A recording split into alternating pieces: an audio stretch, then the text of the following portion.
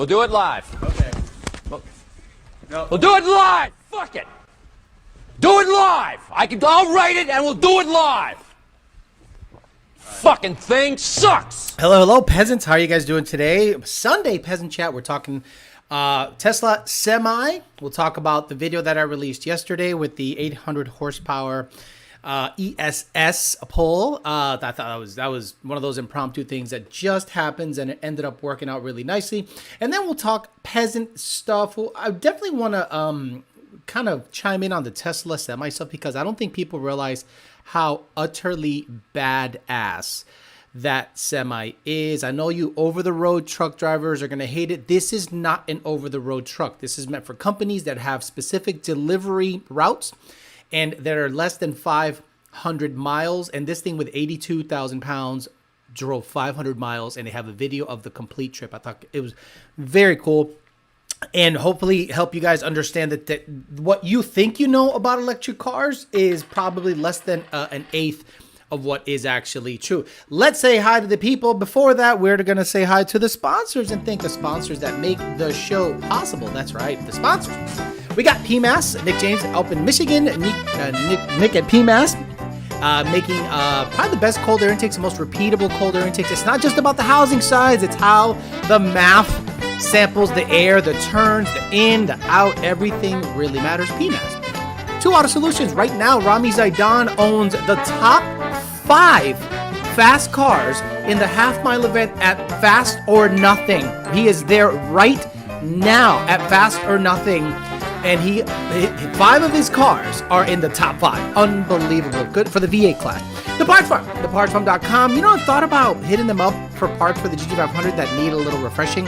The front spoiler, the hood little insert and stuff like that, and the trunk Shelby thing. I think that's going to work out really nicely. So hit them up for your parts. Don't My God Cookies. That's right, Don't My God Cookies. They finally got back from, I think, Tennessee, freezing their ass off. And they delivered a shitload of cookies last week based on their sale. Good for them. And Calamar Transmission is going to get a TR6060 from me that I got from Jake. And we'll see if we can make the GT500 a stick car, see what we can do with that just for the content. Thank you very much for the sponsors for being involved with the show. Say hi to the people, then we'll talk some shit. As always, Fresh Pasteles, Fresh Pastelazo, and TJ Sikorsky were the top 3. Excuse me. Oliver Bryan, Homestead Johns, who is Fresh Pasteles, I think. Jason Friedberg, 50 Stallion. Phil, I'm Hunks Hello. Monty 540, Naldo, Do You Think 21, says Bueno Diaz. Bueno. Fucking people. Muffler, Garage Built, Coyote, Angel, Puerto Rico, 2000 MCR, Deathbud, Mac Attack. Christian Sama, Wesley Stewart, 508 Josh, James N.J., Dane Austin, JD Swag, one of the mods. What's up, brother? Good morning. Probably freezing his ass off in Canada right now. Jared Wells, Ken McAllister, Juice Did It, James Perry, Manuel Amador, 94, GT Vert, Michael Schaefer. Good morning, listening to the show while on patrol. Gregory Utve, thank you for your service. Minibeck, Madman, Clip Clop the Horse, Turbo Coop, EPA. Turvey is still sleeping. I mean, you know how many fucking hash browns and chicken and waffles he had to make for people coming back from the club or watching college football? Because, you know, who the fuck watches? Well, I know the types of the guys that watch college football, and I'm blown away by that whole scene, honestly. Angel, Puerto Rico again, Booster Stang, Static, Sanction, Torque and Beans, Coyote, Eric, Quill, ZR1 about to get donkey slap. ZR1 was going to get donkey slap with a 120mm pulley. ZR1 has nothing for the white car, but it is nice and cool outside. It's going to be in the high 60s, low 70s. That's cool in Florida. This Corvette is going to be in the 6s. With Sunoco 260 GT. Bet me on that. But something tells me the white car is in the 650, 640 range, 60 to 130. SK Jeff, Garage Built, again, Nate, TRD Ricky, and all the usual suspects. Let's talk some shit. So, Tesla, Joker's Performance, what's up, brother? So, Tesla, the other day, released information on their Semi. Actually, they not only released information, they delivered. So, what they did was, they actually took, delivered some of these semis that have been 5 years or so in production, and they started talking about the technology, and the technology blows me away. So let's talk about what you guys think you know about semis versus what is the truth. First of all, the motor is smaller than a suitcase. Let's hear them talk a bit about the motor and this ridiculous way of basically having a clutched second axle come on for high torque demand, and then they have the other one just kind of freewheel. We're using the carbon overwrap sleeve, so essentially we're using the plaid Model S, Model X powertrain, we're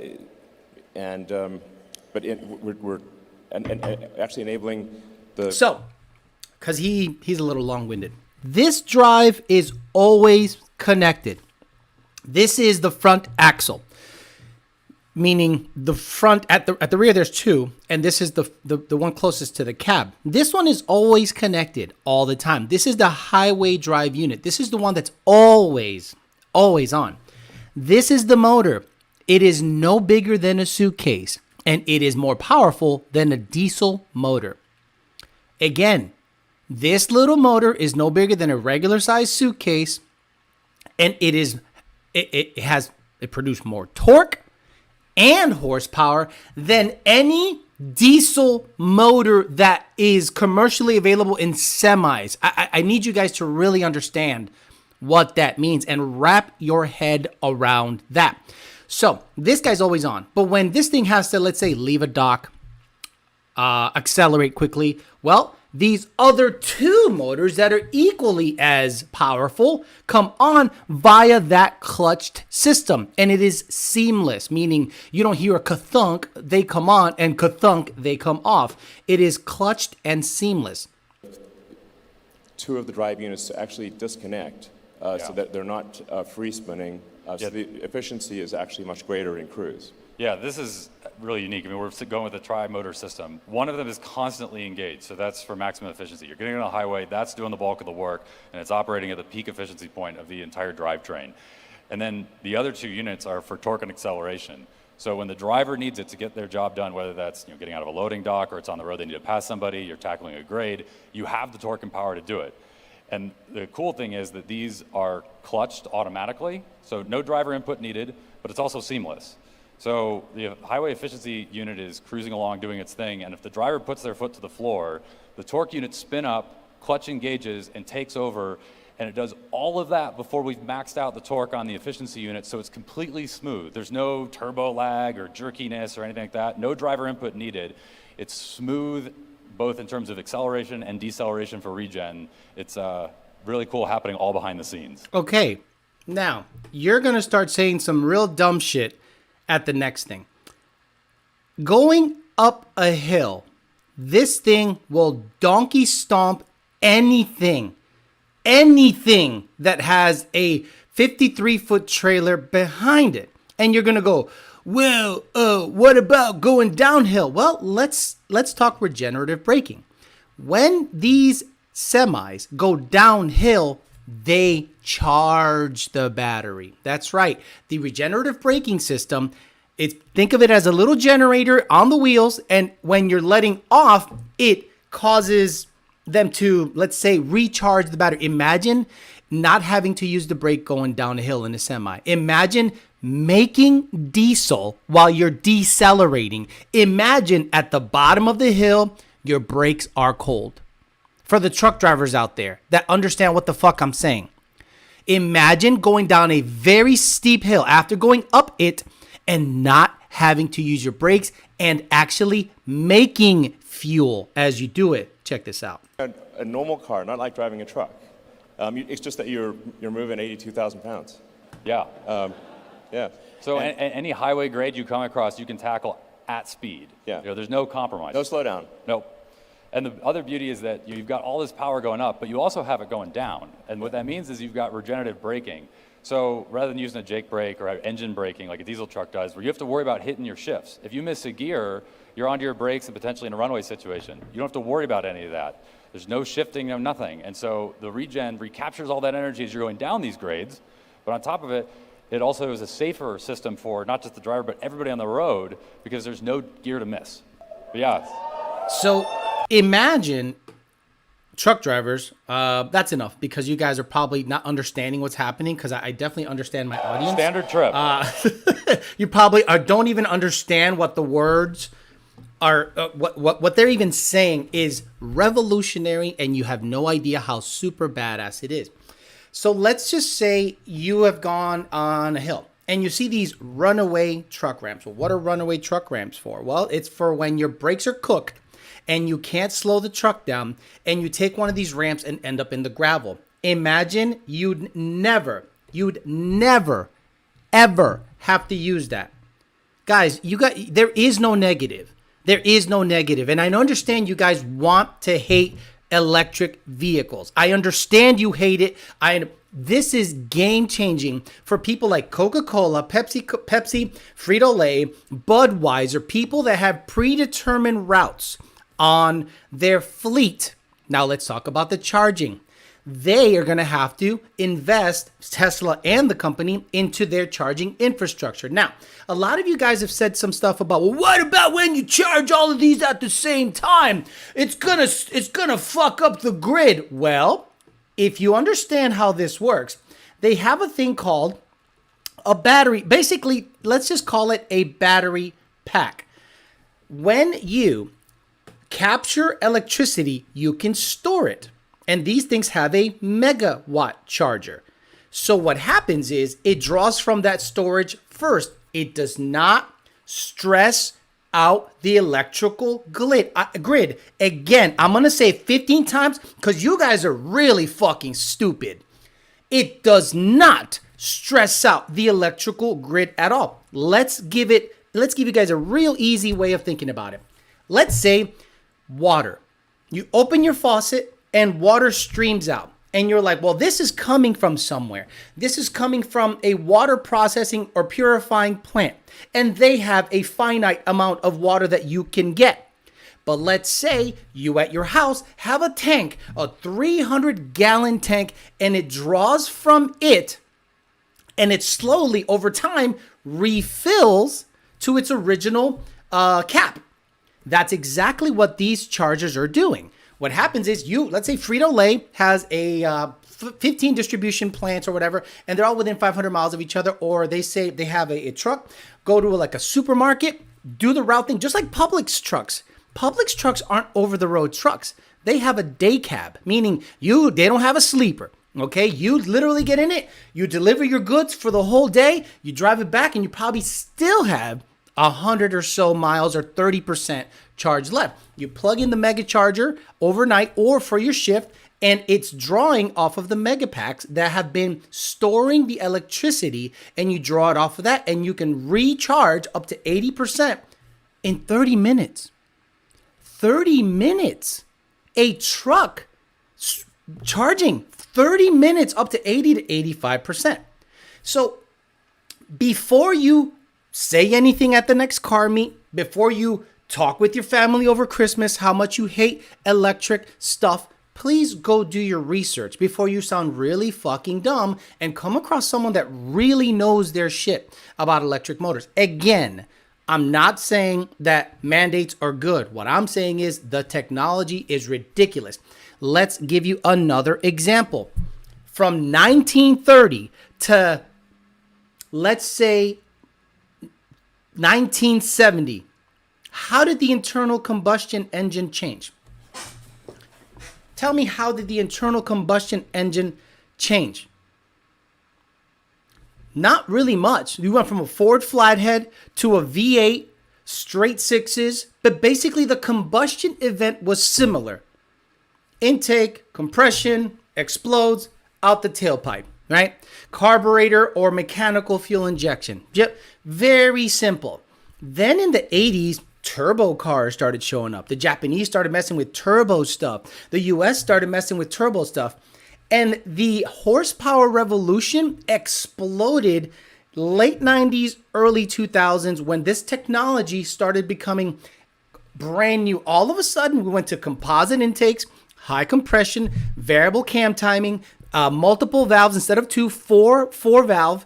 Now we have hybrid. Now we have electric motors. So the lineage of the internal combustion engine generally didn't change much for like 50 years. 50.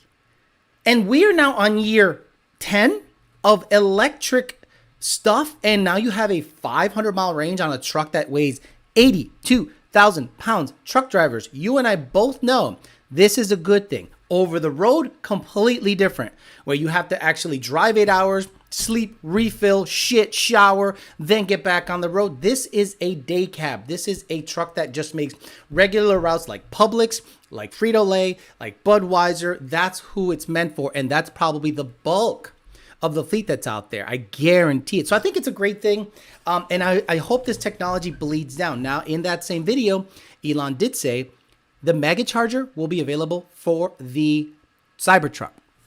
What does that mean? Ridiculously fast charging. A megawatt, like not kilowatt, megawatt.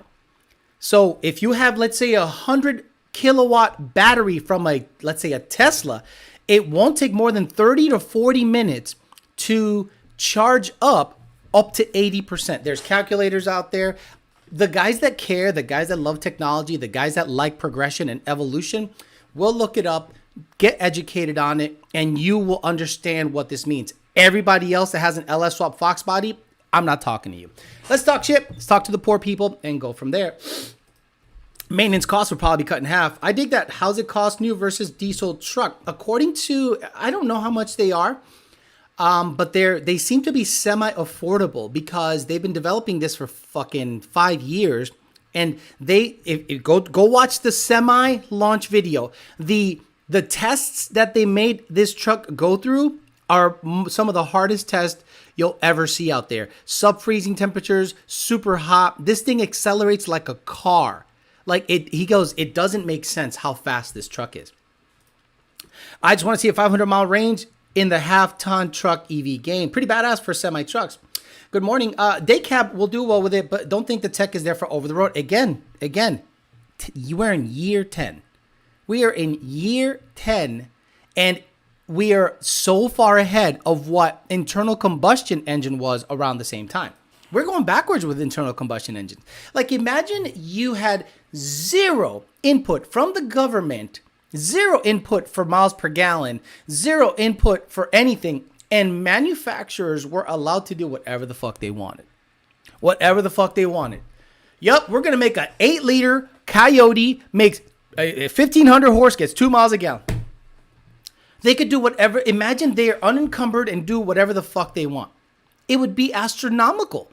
Not only the efficiency, not only the power, but the technology would be stupid. But now they have to be emissions compliant. The Z06 to me, the C8 Z06, is should be one of the wonders of the world. 650 NA, and it meets today's emissions standards. Think about that. Now there's some garage built. I love you, and I love. There's probably 50 to 100 of you that watch me and go, I get it, I'm with it, things are cool. The rest are probably window-licking fucktards that just want to see me flip my hat one day again. We have those tanks in our homes. It's called a toilet. Exactly. See, people don't get it. Eventually, the trailer will have solar panels on top to recharge the batteries. 30 minutes to fill a diesel truck. Unlimited power. Yes. Sure, it'll cost more initially, but with the fuel cost and maintenance savings, it'll probably be way cheaper in the first year. We'll send them your way. Got it. DI. Look, I was having a conversation about DI with not a customer, but someone who was thinking about getting a tune, and he wanted to get a Gen 3. He goes, well, tell me how much power I can make with the DI. And I said, every high horsepower Coyote variant doesn't have DI. Every high horsepower Coyote variant that Ford puts out there does not have DI. The what is it called? The 5.2 XS, not DI. Every Ford racing car, like a dedicated race car, none of them have DI. They all have a architecture of port injection because the DI is simply there for emissions and startup. Emissions, startup, and efficiency. But if we're talking racing, DI is a dud-ass loser. I love it when I go on the forums or Facebook and I see someone go, why would you want to delete DI? That's the whole reason it makes power. And I'm like, what? You obviously don't know a goddamn thing about Coyotes, do you? Like, did you see someone, because we're tuning Cletus's truck, Garrett, he was Pikachu face when it made 800 on a Whipple? Junior was telling me about it, and I'm like, he was surprised? Guys, this is year 11 of Coyote, and you still don't know that all you need is boost and fuel to make horsepower? Then I go out there on a stock fuel pump with a BAP, 1050Xs, and about 14 pounds of boost and make close to 800 horsepower on my Gen 3. Imagine I have fuel system in the 85. That same pulley probably makes 820, 830. And let's say I go to a 95 or 90 millimeter pulley. It'll be a 900 horsepower car without having to open up the motor at all. What year are we in where people are Pikachu'd face when Coyotes make power again? It blows my mind. If I'm not mistaken, it's only increased efficiency by maybe 20% over 100 years. I don't know the percentage, but the internal combustion engine has not progressed nearly as much as battery technology. And again, we're talking about today's battery technology. Today's. We're 30 years from now, when I'm 70 something, 74, we're going to look back and go, oh my God, I can't believe we were using lithium in these batteries. Oh my God, if we would have known that we could fart in the tank and have 500 miles range, we would have done it back then. But Alex, 10 pounds of boost only increased the cylinder pressure by 10 pounds. Just like everyone, Ford Racing Gen 4 will only have one throttle body. People don't understand how long it took diesel trucks to get where it is today and see how fast EV vehicles are now. I laughed at that too. People still doubt on the Coyote when they can't believe it's almost 1,000 horsepower on a stock engine. What happened to the 1440? Still a good injector? Yes. Why do you think that if I put ID 1050Xs that the FIC 1440s were bad? I have a truck, and that truck is going to get a G4. I'm going to use the injectors for the G4. I am purposely limiting my car because I don't want the white car to become a runaway diesel motor. I don't want it to be like this, oh my God, 1100. No, that car needs to stay tame with 20-inch wheels, semi-grippy tires, stock axle, stock drive shaft. Just it needs to be as close to stock as possible so I don't make it another fucking race car. Over the road is no different than local. By law, you're limited on time, which limited, balance, digital, who cares? The people not liking it don't care about the half lip. Just bored with the electric push. No. If you don't like the electric push, something's wrong. And I understand what you're saying. The electric push is smart in all aspects. It cost you 15. Like, if you want to do the math right now, maybe it'll go up eventually. But if you want to do the math right now, it probably costs you 5 cents a mile to 10 cents a mile to drive your Tesla, depending on how much it costs you to charge. If you used there's a calculator here, right? So there's a Tesla calculator, right? So there's a nice little calculator you can use because for the dum-dums. So let's say I have a Tesla Model S with let's say I have a 100 kilowatt charger, right? That's a 100 kilowatt battery. And the charging, so let's say I have a supercharger. A supercharger is 150 kilowatt. And to get to 80%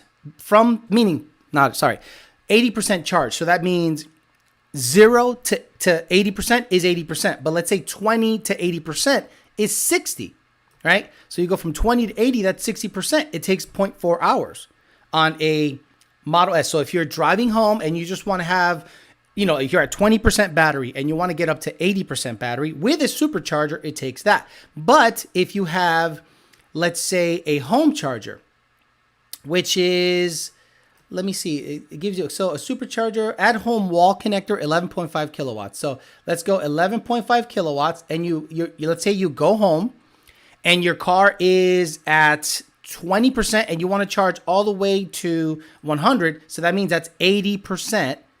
So overnight, 6.96 hours, a slow trickle, 11.5 kilowatt, which is a home outlet, at home wall connector is 11.5. If you have a regular 110 volt, which is dumb shit, which is 1.8 kilowatts, which is really dumb, it'll take you forever. Let's say 2. Yeah, it'll take you 40 hours. So you got to get the converter, and it'll be at least 11, and it'll take you 6.96 to go from 20% battery to 100% battery. Again, this is percentage, not percent of battery, percentage. So example, from 20 to 90 is 70. So from 20 to 100 is 80, 6.96 hours. And again, the only thing you need the on-the-road superchargers for is only when you're traveling. But if you have it daily and you have an at-home wall connector, you literally don't need to use anything else. It's just having brand loyalty. People love hating Coyotes, but he's surprised how easy it made Power and Gap. See, because I don't want to make it the constant Cletus hate stuff because, you know, his fans are fucking retards. I'm blown away that he doesn't know this. Like, and there are LS guys to this day that have completely ignored Coyote because it sucks. And you saw all those dumb comparisons, LS versus Coyote. And they took a Coyote and got it built somewhere. What the fuck are you doing? Why do you need to build? The proper test is this. Give me an LS3 and give me a Gen 2 Coyote. Let's throw 10 pounds of boost in each of them. Now, let's throw Race Gas or E85, 15 pounds of boost in each of them. Who do you think is going to make more power? Without any modification. That literally proves Coyote is king over the LS. Now, if you're a fucking weirdo, you'd go to the junkyard, get a 5.8, 5.3, build it, because, you know, you got to do stuff to it. If the premise is junkyard builds, sure, I'll give you that. I'll give you the LS game. Sure, if the premise is junkyard builds, I'll give you the LS stuff. If you have an actual fucking job and a credit score over 650, a stock Gen 2 Coyote destroys anything LS. Look at my car. I have an LS9, great torque, 12 pounds of boost, 573, 600. Actually, almost 13 pounds of boost. 573, 600 torque. The only thing that saves that motor from being embarrassing is the weight of the vehicle, 3,300 pounds. What do you think a Coyote at 10 pounds of boost in a 3,200 pound car runs? Now we're talking Fox bodies. And they're deep nines. So the LS9 on its own is not a great motor. But when you start building it, cam heads and a bunch of boost and good fuel, sure, over 1,000. But if we're talking engine for engine, the Coyote destroys it because you don't have to do a goddamn thing to it but boost and fuel. Like nothing. There's no way he didn't know as many track events as he's been at. I hope he's playing ignorant. But something tells me he's not. Something tells me he's not. Because, okay, isn't he supposed, didn't he get, like a bunch of people got given Godzillas? So now he's going to get this Godzilla.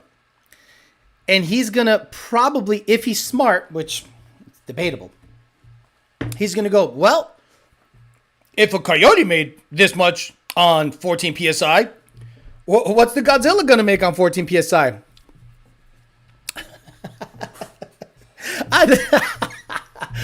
I want to see that. I get that the electric game is getting really good, but electric can't give you the chop. Oh my God, I'm leaving. Stop. I don't care. Visceral.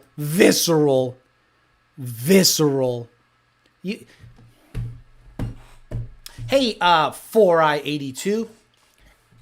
Do you have tools in your garage? Do you have tools in your garage? How many of them are gas powered? Maybe your saw, you know, I forget what they call it, chainsaw, right? Little things like that. Maybe a weed eater, right? What happens when you have an 18-volt weed eater or trimmer? That thing destroys the grass. Have you ever seen what a trimmer does that is gas versus electric? It's like, and then you get a 18 or 24. You can take chunks out of your, lawn if you're not careful. That's the reason. If you want visceral weed eaters or trimmers, or do you want to just get the job done? What do you want to do? Stop it. You're comparing apples to oranges. You can build a Honda motor to make 1,000 horsepower. Building engines makes the comparison use correct, Mr. King. So why didn't the Hot Rod or whatever the fuck Motor Trend, whoever put that test up says LS versus Honda? Well, if you're gonna build it, asshole, I think the Honda's more impressive. LS push rod are just easy to work on. That's why people like them. Coyotes are easy to work on. What? Chains scare you? Like the video, people. Oh yeah, look, yeah, exactly. This is the peasant chat, and it wouldn't be the peasant chat if people don't even like the video. It took a whole Steve Morris billet bid block for Cleat to beat La Sala's Twin Turbo Coyote. By the way, La Sala's Twin Turbo Coyote makes 2,500. A 5-liter stock crank, FFRE wet block. He could drive that shit on the. It's got a radiator. 2,500 on a hub dyno. You tell me that no offense to Steve Morris, but a SMX or a whatever the fuck that is, the whatever, I don't know what they call it, making 2,000 is impressive, when then you have a FFRE Coyote at 45 PSI making 2,500. I get it. It takes a lot more boost. But you tell me in terms of impressive, that one to me is more impressive. Alex, what if you finally find your old Fox body and there's some knuckle dragger lowering Godzilla down, dragging from a tree? Yeah, I'd probably burn it. I would save it from an embarrassment.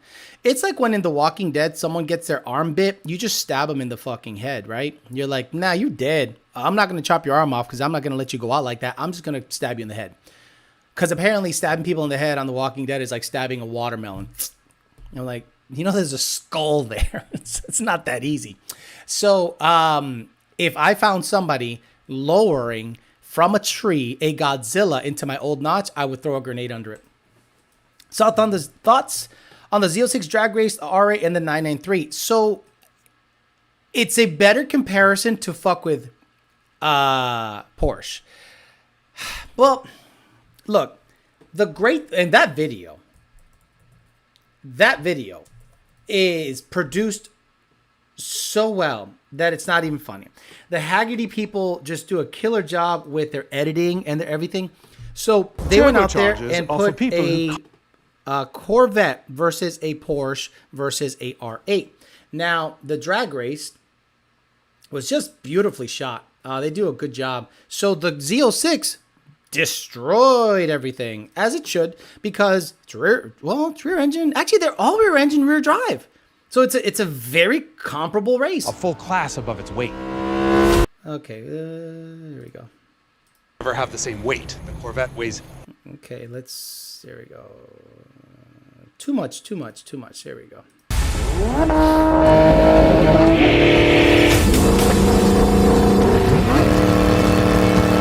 I gotta admit, the Corvette is really pretty. The Z06, but that Porsche is sex.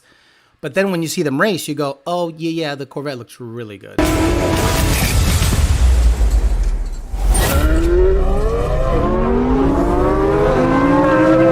I mean,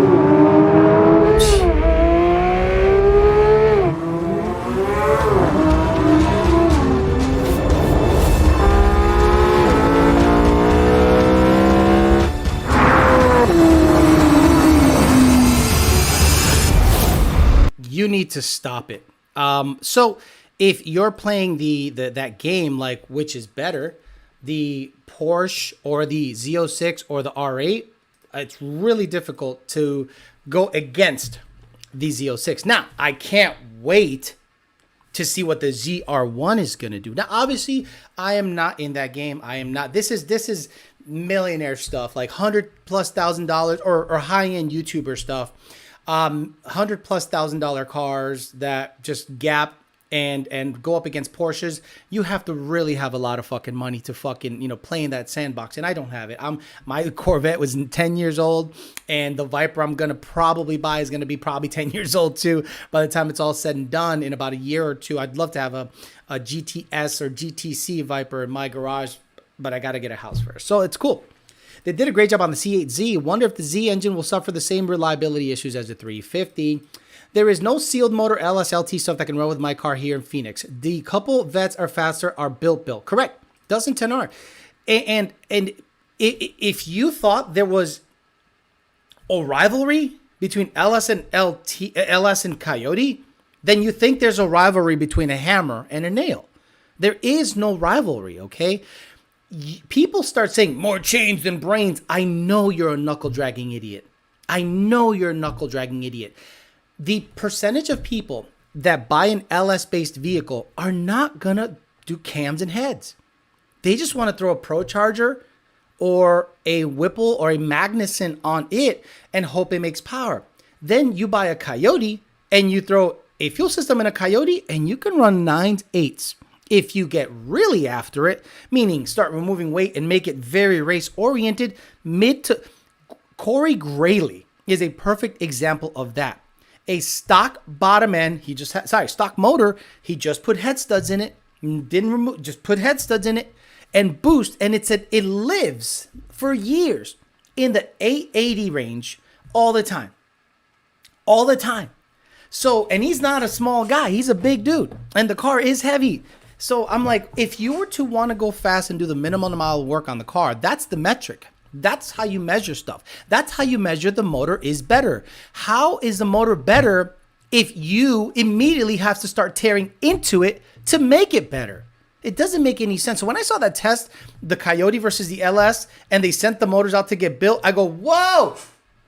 Stock Gen 2, LS3, let's go. Hell, any LS or LT variant versus a Gen 2 Coyote motor. And we throw boost at it. And hey, you got it, sure. But let's throw boost at it. Just boost. Don't open it up. No cams, no heads, no rockers, no nothing. Boost. Which motor's better? I can't wait for that Z06 with free-flowing exhaust. It doesn't make one more horsepower difference. According to the guys at Corvette, the Z06 with free-flowing exhaust makes zero difference. Their exhaust is that efficient. Speed Phenom paid $180 for a Z06. He must be independently wealthy because his YouTube channel unless he just financed the shit out of it for 10 years, because that's what they do. The high-end guys finance for 10 years. There's a PenFed Credit Union and a couple of other places based out of California that they'll finance your car for 10 years and you pay $1,000 a month. My Corvette was 5 years, and I'm almost a third of the way paying it off. Not gonna lie, I still take the Porsche. Then you're psycho. I understand the Porsche looks better, but you understand, Ken McAllister, you paid more money for a less capable vehicle. People who think the LS are better don't understand that you don't have to open the Coyote to make any power. All my buddies think the local 750 to 900 horsepower Coyotes are built. My car is a perfect example. And that's why I'm doing it with the Gen 3. If I was to have welds in that car, if I was to have, Bellax and blah, blah, blah, and people think, well, he must have put money into that motor, right? No. Stock axles, stock drive shaft, headers, booster pump, and boost.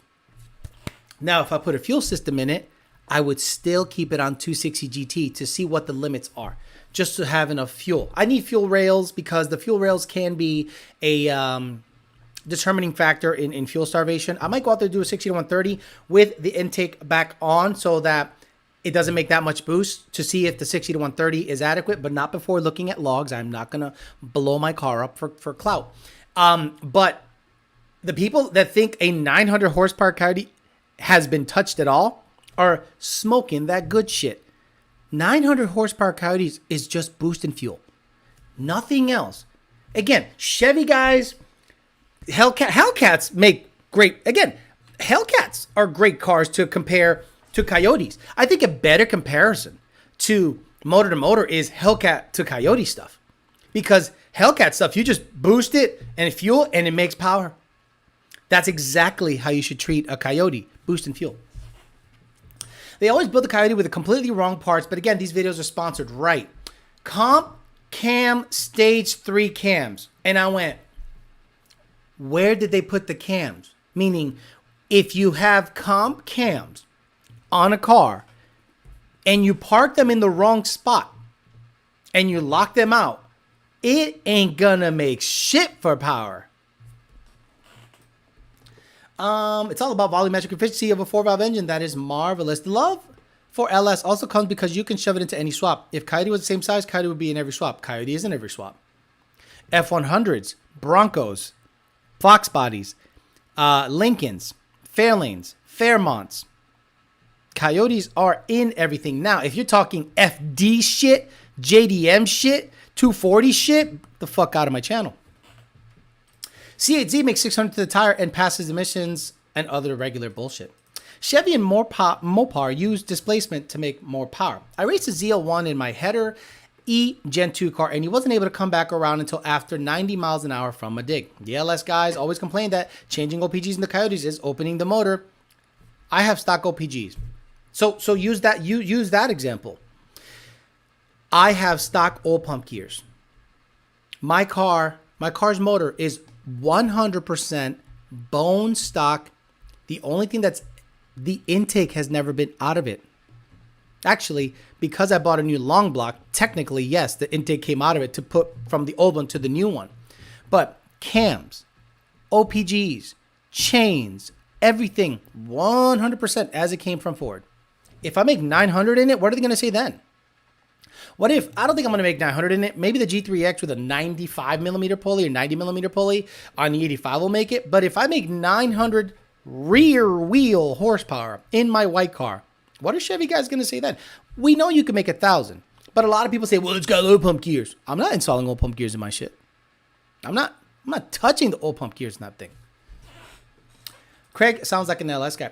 Alex, is it true that you can put the DI ports on Gen 3 Coyote heads and treat it like a Gen 2? No, the cams connections are different. You're saying if you can put Gen 3 Coyote cylinder heads onto a Gen 2 bottom end, what about the cams? See, people forget that there is, if I'm not mistaken, because the cams have a lobe to move the high pressure fuel pump. So I'm not 100% sure on the cam stuff because I don't know if you can use Gen 2 cams in a Gen 3 head. I don't know what the journal and caps are machined to give you a proper comparison. It just sounds like you're overthinking shit. Just use a fucking Gen 2 fucking head. Like you're going to get a Gen 3 head, plug the DI, and then have to figure out the whole other situation? Just use a Gen 2 head. I don't understand why you... There's a lot more Gen 3 heads out there, but nothing to do. A Coyote was shoved into a BRZ. Opinion on ATI versus Innovators West. Nick, ATI seems to be the standard bearer. The Innovators West stuff kind of went away. Like, I don't know why, though. Innovators Wests are fine. They just look like a big honking fucking piece of metal. Whereas the ATI seems to be something that if you want to just make a bigger overdrive, you replace the outer ring. That's it. It's modular that way. But I don't know that in terms of quality, one is better than the other. Yeah, LS guys stay stock motors, billet blocks, big cams, and $10,000 heads, stock flywheel bolts. Did someone put a Coyote in 240Z? Yes. What year is this? People are still stuck on OPGs. You think VCT plays a big part in the ability to make easy power with power adder besides the heads flowing good? No. Nope. Torque and beans, you can delete VCT, park the cams in a specific spot. And I think people just don't understand what variable cam timing is. I think they do. But let's talk about a cam in block design, right? Cam in block, boop, no VCT, no movement, no nothing, no variable cam, right? Put it in, and when you index everything, piston and valve clearance and the cam at the optimal spot makes good power if you have the right cam specs. If you park the cams at a favorable spot that makes good power at watt, VCT is now taken out of the equation. The Coyote still is going to make big boy horsepower. Where the VCT comes into play is drivability and torque down low. I'm not saying torque down low at watt, because once you go wide open throttle, the cams are commanded into optimum performance, depending on who's tuning you. So when you go watt, the cams go here.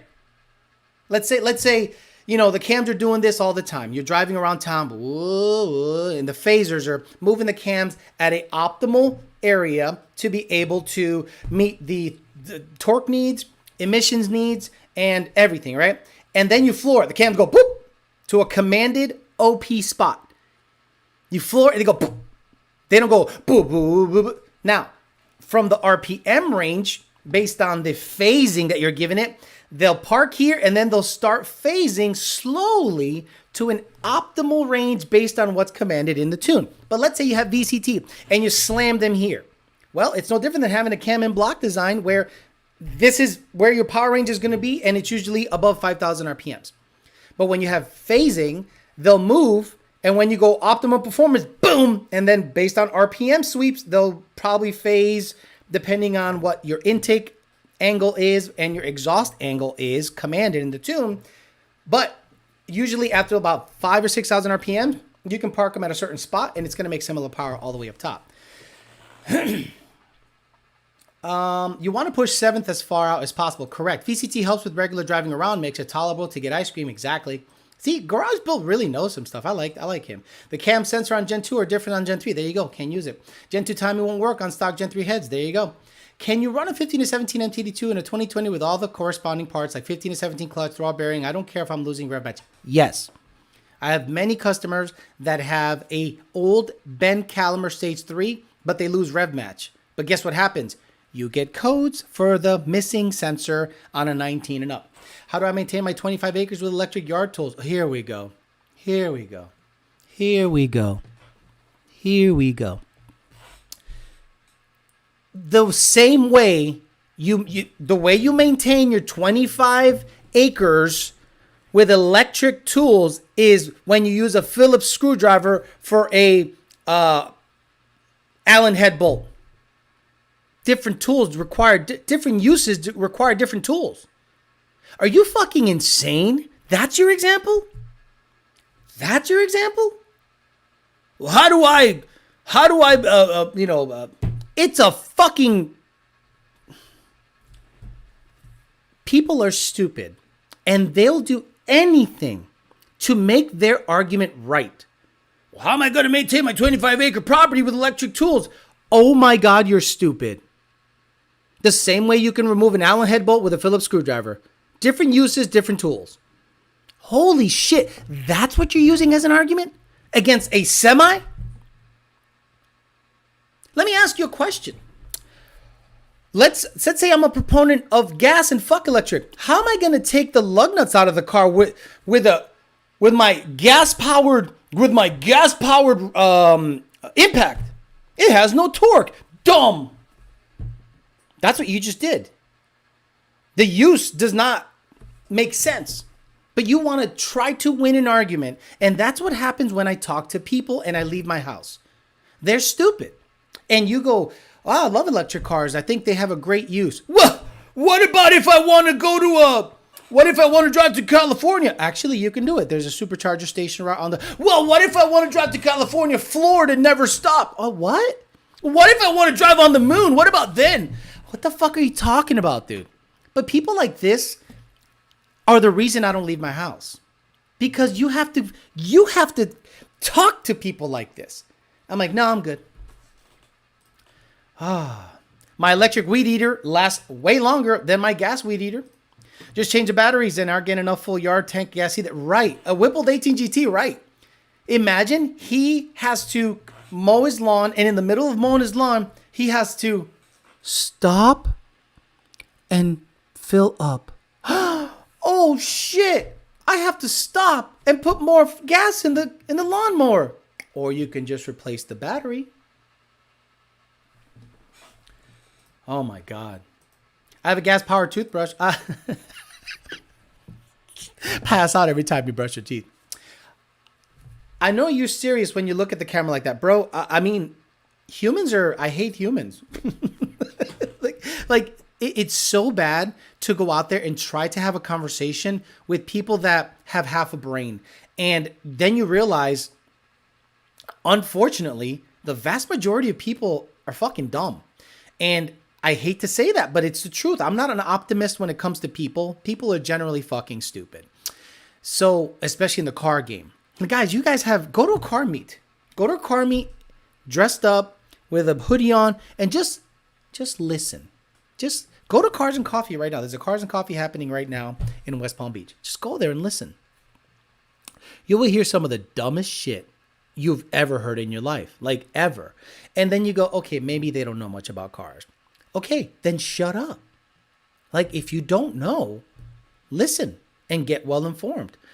Like when I started doing research on the Tesla semi stuff, and the moment he said mega charger, I went, wait, okay. I need to know what this is before talking out of my ass.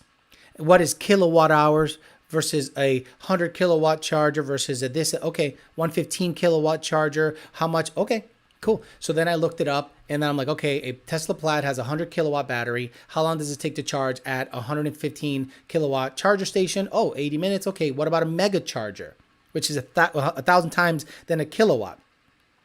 Oh, shit, this thing can probably charge in 20 minutes? So then he said the Cybertruck is going to have megawatt charger capability. So the Cybertruck is going to potentially have a stupid strong battery and the ability to recharge stupid fast if you have mega chargers around you. And I went, oh, okay, that makes sense. See, it took me 20 to 35 minutes to get semi up to date. I'm probably wrong about a couple of things, but at least I have a chunk of my brain that understands that. But there are people to this day that go, look at all those chains on that Coyote. What a piece of junk. I have an electric chainsaw and it has been better than my gas one. Far easier maintenance and the torque is superior. The battery lasts just fine. I've cut up several downed trees on one charge, but how are you supposed to maintain your 25-acre property on electric stuff? If he hates electric stuff, just wait till he finds out about the Bluetooth water hose.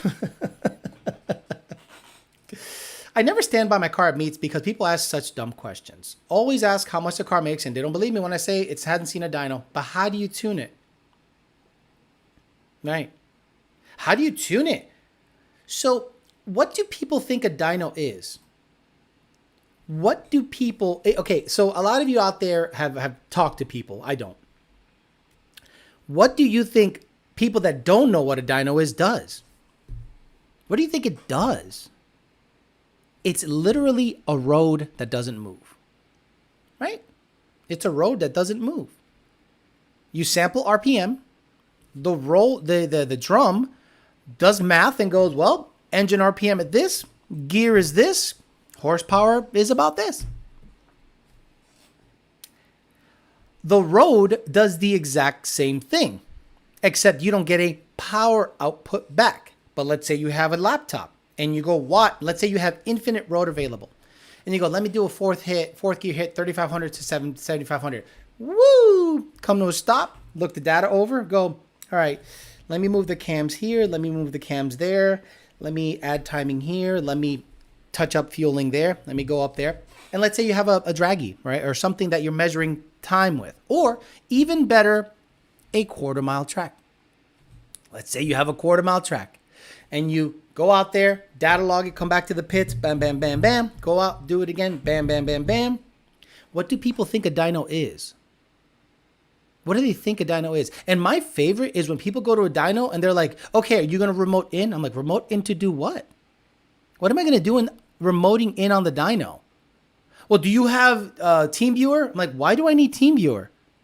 Well, aren't you going to control the dyno? The dyno control is on, off, then hit the brake. You can't do that?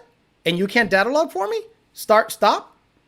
Oh, well, I thought you had to remote in. What do you think a dyno does, sir?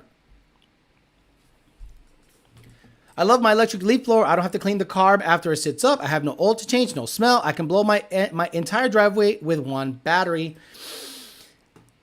Talking about 25 acres, he doesn't even have. Right, that's what I'm saying. You mean I have to put the couch on the dyno in order to tune it, not touch the wall, but dyno tuning to collect data. I work on electric forklifts for a living. Nobody wants combustion engines anymore. The world has already moved by electric powertrains. Exactly. If you have ever driven an electric forklift, you would never opt for a propane-powered one. Ever. Oh, the visceral. The visceral fucking feeling of smelling propane as you back up. Because the exhaust is behind you.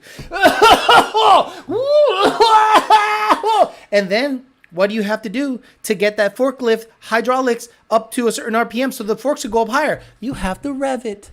You have to rev it, asshole. So you go, and you are dying of carbon monoxide poisoning as you drive a forklift.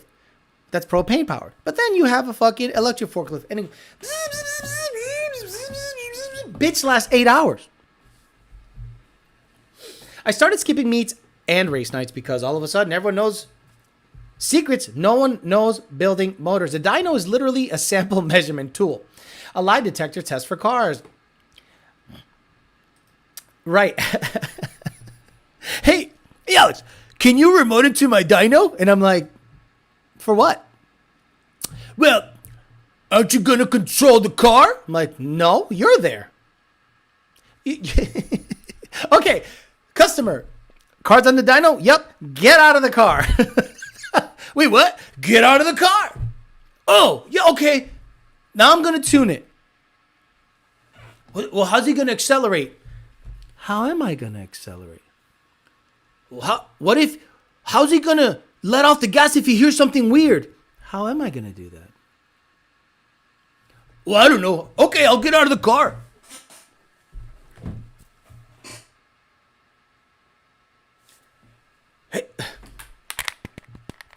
Hey, so the car's not running.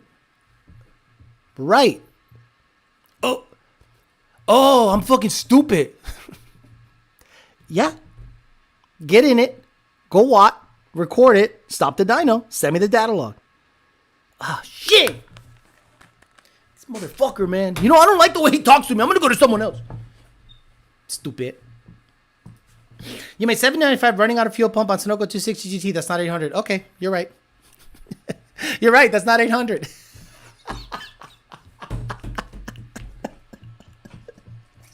Guys, it's not 800. It's not 800, guys. Isn't it? This isn't the cuck. Isn't this the fucking cuck lover that loves Cletus?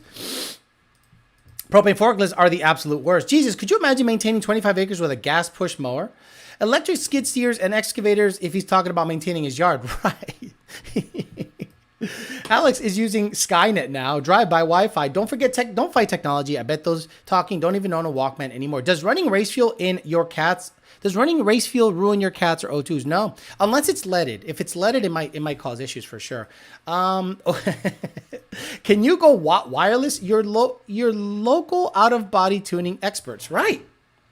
So if you think I have control of the dyno remotely, then you must think that I have control of the car remotely. If my company replaced my 20-foot box truck with a Tesla, I'd be happy. Quiet, less vibration. It's like saying gas lamps are better. Did you see the heads-up stuff? Look at the driver's input here. Look at what he's got going on. Look at all the shit he's got in front of him. Such cool technology. Oh, what the fuck is going on? Look at all the stuff the driver has there. He has a map. It's all touchscreen, and he's located in the center of the truck. Look at down the 5, up Grapevine, through LA, traffic, construction. Look at the map. The map tells him where he's at. The next right, the next left, and blind spot monitor. Right here, blind spot. Right blind spot. Left blind spot. And his phone is wirelessly charging. Yeah, we got the bypass on the way. Right here, this right here is the wireless phone charger. You just put your phone there and it charges. Station, but running full 80 or just under 82, full deliveries, nothing to hide. Yeah. They posted the complete trip online. It's like 2 hours long. He stopped, took a piss. Yeah, real world. It's He did take one restroom break for. There is a required mandatory 30-minute break within the first 8 hours of operation. Boom. Took a small restroom break. From Fremont to San Diego, and like ridiculous, like super badass. I love it. I love everything that's happening. I love living in this time because this is like the beginning of that stuff, and I'm really happy. I want to know what's going to happen in the next 50 years, but I'll be dead. MP3 versus YouTube Music. YouTube Music is objectively worse. I'll just get goats for the 25 acres. Just put the rear end on jacks and do a dyno pull. No room for lot lizards, though. You could stand up, though. Hey, Dylan or Dylon, you can stand up in this semi. Like, literally walk in, stand up, and she could blow you, I'm sure. But my Jake brake, that's badass. Yeah, how the hell can you get a lot lizard in it? Stand up. Have her blow you while you're standing and resting on the chair, bro. Come on, stop it. As a truck driver myself, driving in the center would be dope as fuck. We were moving in the right direction, then regulation came in, technology got stale and has stayed stale for 10 years. Now, correct. What killed the gas-powered vehicle is left-wingers. And I don't want to make it politics, but let's be honest, only the hard left gives a fuck about emission stuff. Like hardcore gives a fuck about emission stuff. Nader started it with his climate stuff. The EPA got made up and they just started just fucking everything up. Don't get me wrong, everything in moderation. But when you make it so difficult to do business that people have to just have to quit and start a new technology, guaranteed there's going to be an issue with some kind of battery. There's going to be a regulation for battery stuff soon if it starts to make a lot of money. Anytime anyone has fun, the left-wingers do it, but publicly say, don't do it. Like, look at John Kerry, piece of shit. The climate czar, or whatever the fuck he is, telling people to stop it, and he's going around in his fucking private jet, landing in countries that have 2-year-olds mining diamonds, saying, you should stop this. Any benefits from Sunoco 95 and the 2020 GT500 with the car riding timing is a cap for 93. There's a cap, but the knock sensors will add up to the cap. How will you know when your fuel pumps are needing to be replaced? Usually you have a upward spike in short trims or a downward spike in fuel pressure. Horizontal highway hostess will love my electric vibrating bed. Drippy, my like, starting back to the beginning. Okay, made up as if I'm not sitting there. Ralph Nader or Gore. Ralph Nader. Ralph Nader started the... No, sorry, not Ralph Nader. Is it Ralph Nader? I think it's Ralph Nader. Ralph Nader Climate. Yeah, so Ralph Nader started the whole bullshit, especially back in the 70s. And I think the Environmental Protection Act or whatever the fuck was his doing. Contributed to the creation of many important environmental... Yeah, the Clean Air Act. So Ralph Nader was the person responsible for the Clean Air Act. Nader contributed to the creation of many important environmental and consumer protection laws, including the Clean Air Act, the Clean Water Act, the Safe Drinking Water Act, the Natural Gas Pipeline Safety Act, and you know what that means, and the FOIA Act. Just because they sound good doesn't mean it's good. The Clean Water Act might sound great because who doesn't want clean water? But if it requires, killing business for the end game of having slightly cleaner water, but it destroys business, just like the Patriot Act. Well, I can't believe you didn't vote for the Patriot Act, Senator. Are you not a patriot? Well, my problem with the Patriot Act was it spies on Americans and you can tap into their phones without any kind of warrant. Yeah, but we're just trying to go after the terrorist. Are you for the terrorist? No, I'm not for the terrorist. What I want to do is not trample all over the Constitution and people's individual freedoms in order to protect America. I think you can do both properly, where you can protect people's individual rights and still have certain tools to go after people that are trying to hurt us. You're not a patriot. That's how it goes. One for Jared. Did he say something dumb again? Did you see Cletus' new Porsche?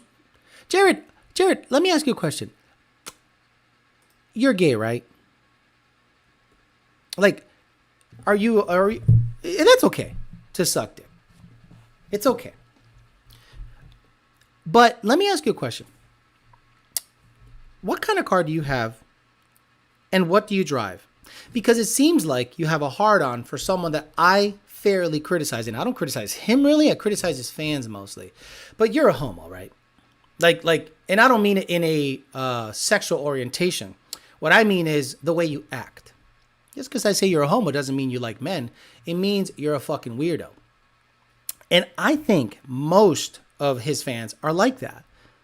Gay, not homosexual. No, gay, like the way they act. They fanboy over a guy they've never met, and anyone that talks negatively, rightfully so, about said person, they get their panties in a bunch. Like you get your panties in a bunch. So let me ask you, have you fantasized about eating that guy's asshole? Like I'm sure you fantasized about meeting him. You smile really big. Oh, look, oh my God. Like, I don't know that there's anybody that I would meet that I would fanboy over. Like fanboy. I would go, well, Elon Musk, cool. Baseball player. But David Ortiz, badass baseball player. But I wouldn't go, ah! I go, hey man, nice to meet you. Have a good one. I don't fanboy over anybody. I guarantee your asshole starts to get moist when you're anywhere near the Freedom Factory. Like, you get that tingle. You know when you drink C4 energy drink and your butthole starts to tingle? That's what he feels when he drives by the Freedom Factory. He has a driveway full of dirt from Cleater McSkeeter. Checking in late, dropping a like. Jared is Admiral Peck's new account. He got a Lego mullet for his purchase. Jared sniffs the seats in Cletus's cars. Jared ride is the South Park It-mobile. Jared, did you have a dad growing up? I guarantee he didn't. There's no way a male, above 21 years old, defends another guy and comes on a show just to like try to talk shit. Your car didn't make 800. Oh, you're right. 795 is not 800. You're right. Well, it's not. You're right. Tank Tingle, right. Derpa, Slurp. Did you buy back the dino? No. So okay. The dino situation was funny. So Jake said, Alex, I'll make you a deal on the dino, and we worked out a deal. But property value or property prices went skyrocketed, and I wasn't able to find an adequate building in Palm Beach County. I don't want to move my operation to Stewart, Port St. Lucie, Martin County. I don't want to move it down to Broward or Dade County. It's really far. I want to stay in Palm Beach County. Well, Palm Beach County just happens to be one of the most expensive counties in the United States. Not the most, but one of the most. I would say top 15. So finding a building was very difficult. So after a couple of months, actually over a year, not a couple of months, over a year, he's like, so do you still want this dino? And I go, yeah, we're working out a payment plan. I said, yeah, but I'm having issues finding a place. He goes, yeah, I know how it is, brother.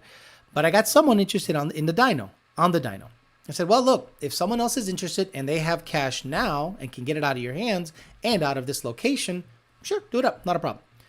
So I didn't hear anything for about 2 or 3 months. And then I, visited with him and I was like, hey man, what's up? He's like, hey, this dino's not going to get sold. I'm like, oh, they backed out of the deal? He goes, yeah, they just asked about it, but nothing really happened. I said, all right, well, I'm back in if you're okay with it. But because I still don't have a place to put it in, no payments, no nothing, he's just like, use it whenever the fuck you want. Because look, I scratch Jake's back, he scratches mine. I've gone out of my way to help him with stuff. I will go out of my way to help him with stuff. Whatever he needs, I got him. And I don't charge. He's my friend. And I was like, hey, is it okay to use a dino once in a while? He goes, bro, here's a key to the fucking place. Do whatever you want. So he's awesome like that. Now, I do want to buy it because I want to eventually have it in my possession somewhere I live. So I can just do content there and not have to constantly set it up, break it down. Set it up, break it down many times. You telling me you wouldn't wait 3 hours for a 2-step check from Elon? Look, I love you guys. When I see people lining up to, and shout out to him, he can command a line for people to buy a straw hat and pit vipers. I go, wow. I don't think he's an asshole. I think the fans are. Like, you're gonna wait in line to buy a straw hat and pit vipers to maybe see him, and he goes, hey. I think that's just weird. But maybe I'm not a fan of anyone like that. Maybe I wasn't Maybe I have, okay, who's my hero? My father. No one will ever hold up or to what my father did, does, is, was. That is, I look at my dad and I go, that's my fucking hero. I would never look at a person generally that is mediocre at stuff, but just happens to do really well and look up to them. Like, I look up to Elon because he's so smart, so influential, and such a hard worker. But I would never stand 3 hours in line to meet him. Never. Hey, Alex, Elon's going to be at West Palm Beach. Okay. The line's going to be long, 3 hours. I'm like, nah, I'm good. Now, if I see him in passing at a bar, at a restaurant, and I say, hey, man, big fan, and then get the fuck out of his way. Like, seriously, I just don't, I don't understand the waiting in line stuff. Now, when I was at American Muscle Car Show, I inadvertently made a line at the VMP booth. And it was weird because it was weird because I wasn't there to promote myself. I was there to promote VMP. But, you know, the owner and people there were there to give out posters and koozies and just like talk about the product. Well, a couple of people said hi to me and asked me some questions. And I guess people were walking by and listening to me and they're like, wait, this guy's dropping some knowledge over here. So people would just kind of stand in line and look like, just to hear what I had to say. And they had good questions. What do you think about this injector? Well, okay, it's like this. We have 350 people on right now and we're talking shit. So, okay, man, hey, nice question. And then the next guy asked a question, then the next guy, and then it became a line. And I went, oh, fuck. So then what I said is this. Any question I answer, I just require you to either get a koozie or grab a shirt or grab a signed poster because I wanted to help VMP. And they did. And we were able to hand out posters and koozies, and some people bought shirts and keychains and stuff. And I was answering questions, and that was basically the payment.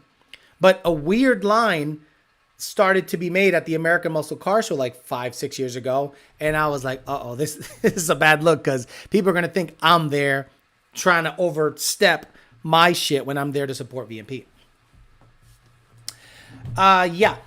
I hate to say it that way, but that's kind of how it was. I feel the same way, Alex. My parents are my heroes, but you and Elon Musk are people I look up to. Okay, I'm a nobody. I appreciate that. I'm just here to help people. I do giveaways without asking you to buy anything. Like, I have given up so much money just to have this channel. Like, every single channel you guys see, you see them have a commercial.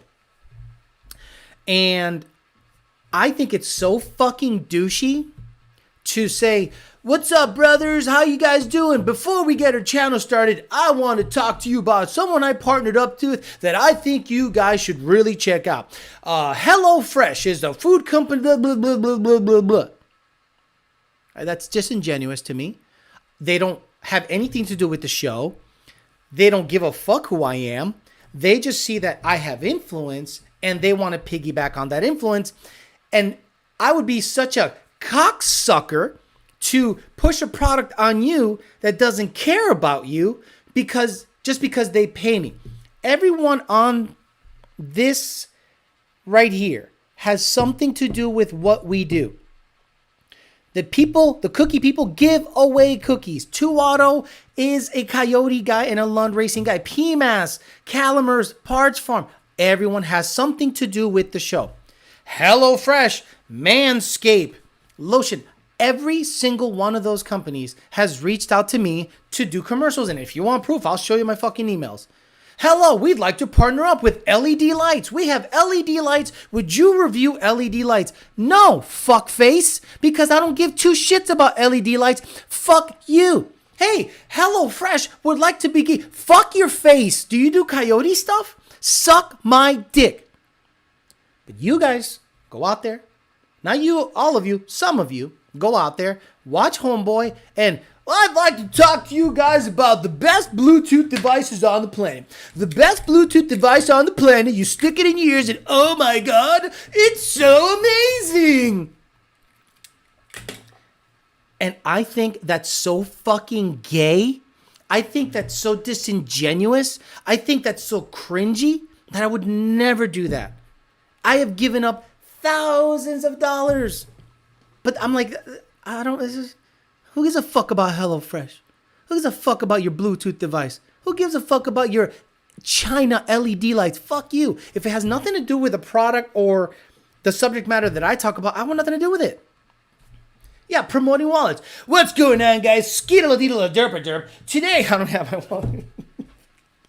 Today, we're going to talk about, or any channel. Like, I've seen car channels, legit street cars. I saw them, and what they do is they take cars in, they fix them, and they put it out there. They had a sponsor on that actually was a helpful sponsor, where they basically give you a complete diagram of the car, right? So meaning it's a repair facility and you can download the complete diagram, that how to take it apart, like a Chilton's book. Remember Chilton's books, guys? You guys that are old, remember Chilton's books? Where you basically had how to take a Mustang apart page by page. Well, this was what he was promoting. And I went, that's good. Good job. But when you're taking everyone's money and you got your hand out and you go HelloFresh, Beats, LEDs, wallets, alarm systems, I'm like, bro, that's the definition of a sellout. Just don't be like the Liver King, bro. Alex sponsors are vetted. These sponsors bring something to the table regarding what Alex does in the live streams. Keep it simple, stupid. No. Let me tell you what the best wallet is.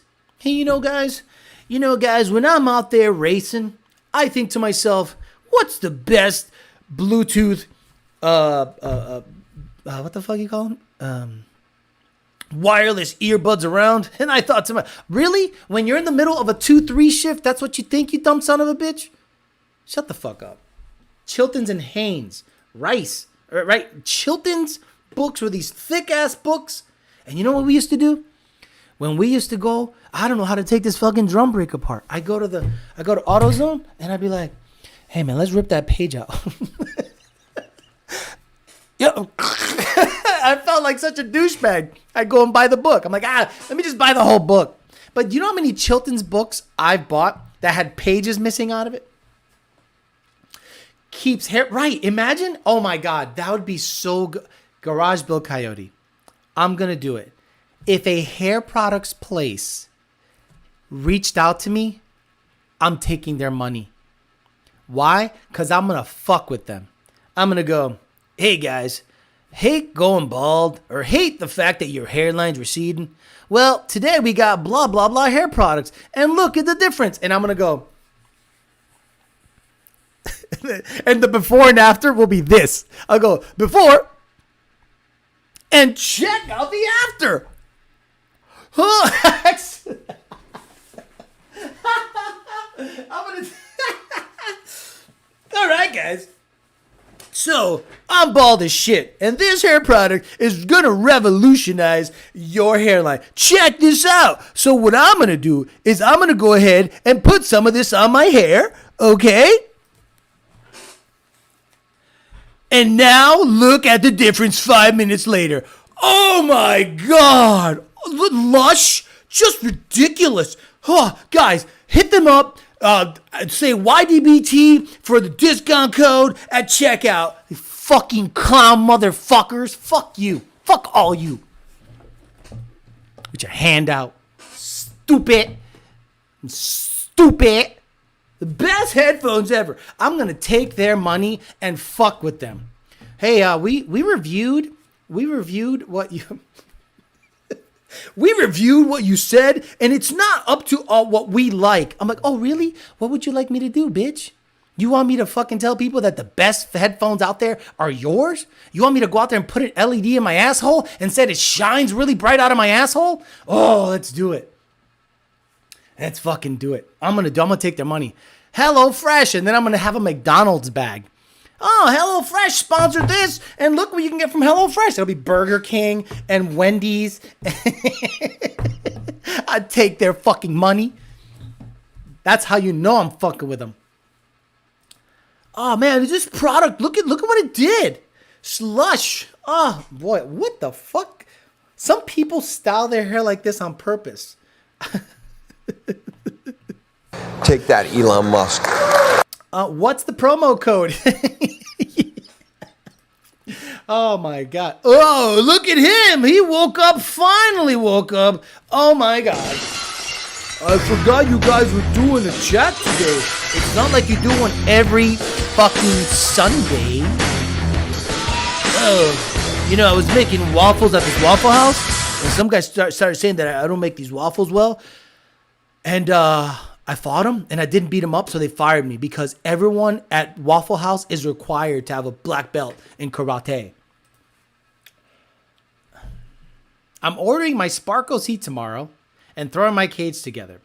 About to 8 double shifts today and keep slapping cage together this week.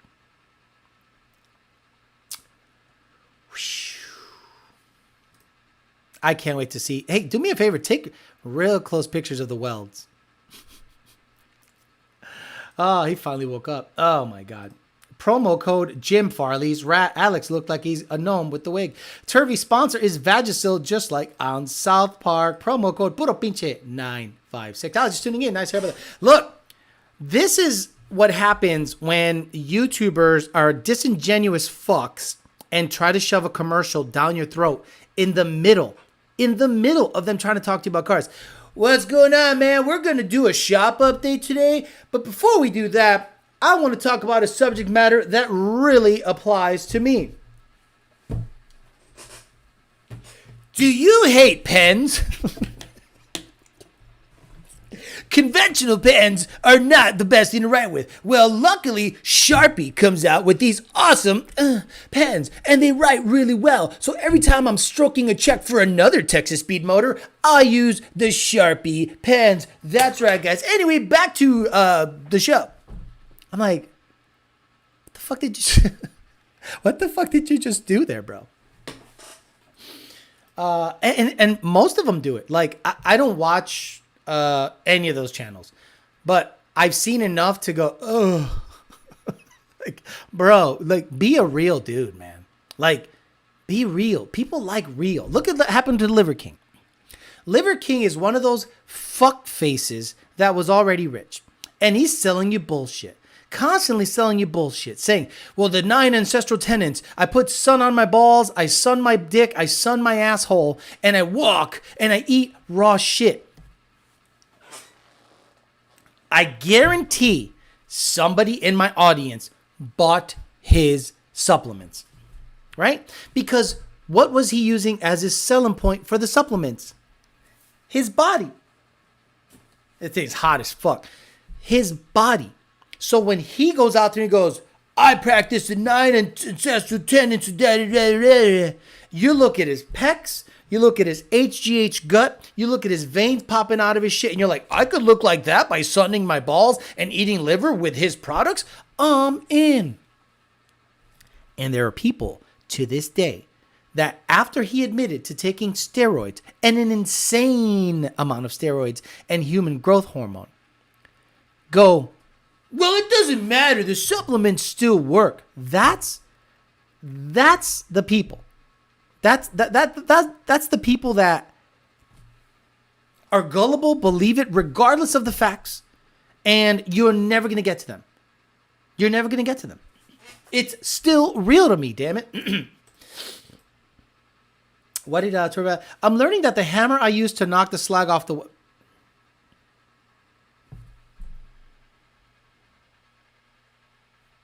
Are you welding pipes? Like, are you welding massive pipes? Slag off the welds? Can you elaborate on this, please? You're working on a car, correct? Not a building. You're not working at a water plant. You're working on a car. And you use the word slag? Are you...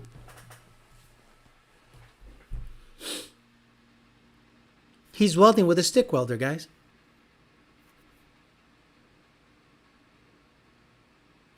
Turvy, I love you.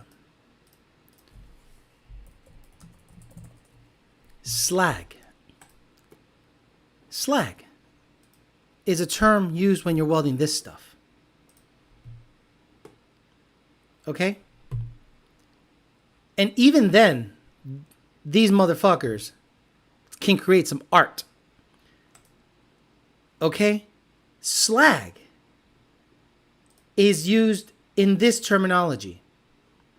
Not on a car, ever. MIG and TIG.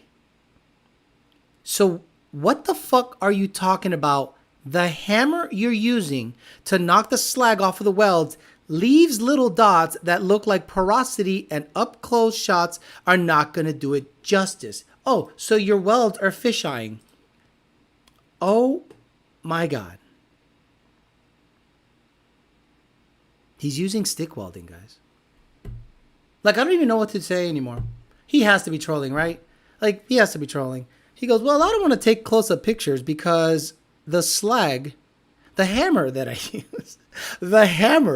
use to stick weld my roll cage on leaves little dimples behind that look like fish eyes. Honestly, Oscar Aguilera, I would be pretty sad for Turvey. I have a real soft heart. I'm gonna be honest with you. I'm not a brute. I'm not a piece of shit. I'm really not. I'm really like super nice. Like generally. I don't know what's happening with people like this, and I don't think I can bring them back. I don't think I can bring them back from the fold. They've already gone beyond, and you just can't catch and save them. So there is no saving this gentleman. He's stick welding a cage on a V6 Mustang with spacers on the wheels. So you just go, okay. I think he's MIG welding with no gas. Most tracks require TIG on cages. You've already tried to bring him back. If I ever met him in person, I would just say, hey man, you can do anything you want to do. By the way, you want to come to a basketball game with me? We're going to set it up so that you're going to score in a varsity basketball game. What do you mean? I didn't graduate high school 10 years ago. Right. But we're just going to hand you a basketball, and your job is just to put it in the basket, and we'll feel better that we did something for you. Okay, whatever. What do I get out of it? A Frosty from Wendy's. Oh, son of a bitch, I'm in. Homeboy is brazing a car together. Maybe he'll be lucky and burn the car to the ground. Put it out of its misery. Alex, I have a 07 Mustang with a 5-liter and 6RD swap. I calibrated the car myself in a return style fuel system. What would cause longer cranks when engine is already warm? Thanks. So, well, okay. If you're getting fuel and spark, the car should start. So if you calibrated your car yourself, do this. Go to the crank fuel section. Go to the crank fuel barrel temp or whatever it's called. Just add like 20% to the whole table, just as a test. The crank fuel section, and it'll say crank fuel, barrel, coolant temp, or something like that. Just give it 20%. See if it starts. If not, then you got other issues. You got fuel delivery issues, or you don't have a check valve in your fuel system. He would have a helmet on if you ever met him in person. Turvey stole his mom's hot glue from her crafting room to glue his PVC cage. Be better off gluing PVC for a roll cage, using lead on the body, using that. Hell yeah, I'm putting my speed helmet harness to half-ass drunk for free, Frosty. Be careful, Turvey might drop on the dyno to help you strap the car. I'm 25 minutes from Baytown. Let's see if we can work on them welds. Hey, garage built coyote. I'm gonna be honest with you. Avoid that, please. Just avoid that whole situation. Just walk away slowly. Just walk away. There's no helping the kid. Paul Monaco. Turvey got a new glue gun from Michael's craft store for his cage. 4scan tool resource worth buying. Ashton, only if you want to do like weird shit to the body control module, like the seatbelt chime, maybe the lights, have a different setting for the lights, stuff like that. Sure. LSX Klein says he probably would be better getting some 15-minute panel bond and using it on the cage. That's some good content for Garage Built. No, because look, we make fun of them enough. You're just going to go into a black hole, and when you go into a black hole, there's no coming back. There's no comeback. All right, guys, I'm going to get out of here. Thank you very much for hanging out with you for a little bit. Go check out my video where I talked about making 795 horsepower on my stock fuel pump 2019 Mustang with the ESS G3X. I thought it was a very nice little video. A little lady helped out. She did a great job. Just kind of showing what you could do with it. I'm going to try to do 60 to 130 with it. We'll see if the fuel system holds up on the road. If it doesn't, nothing I can do. I'm just going to be a smart guy, lower the boost, and wait for a fuel system to come out of the sky. I am selling my Shelby style torque thrust wheels from the Notch. So if anyone wants some Shelby torque thrust 18-inch wheels, you saw them on the Notch back, I'm selling those guys. So hit me up at ydbtforlife@gmail.com. If you want to buy them, ask an 800 for wheels and tires. Get them out of my life. And it's got to be local. I ain't shipping shit. And I'm selling a bunch of other stuff, so I'm not going to try to hawk you guys for buying shit. Just want to let it be known that I am selling those wheels. All right, guys, have a great rest of your Sunday. Enjoy football. I'll see you guys Tuesday, but if something happens Monday, we'll talk some shit Monday. Might be doing a dating channel tonight. Not 100% sure, but we'll see how everything goes. Might be getting on just to keep it going on that channel and getting you as much content as possible. See you guys later. See y'all Tuesday. Bye.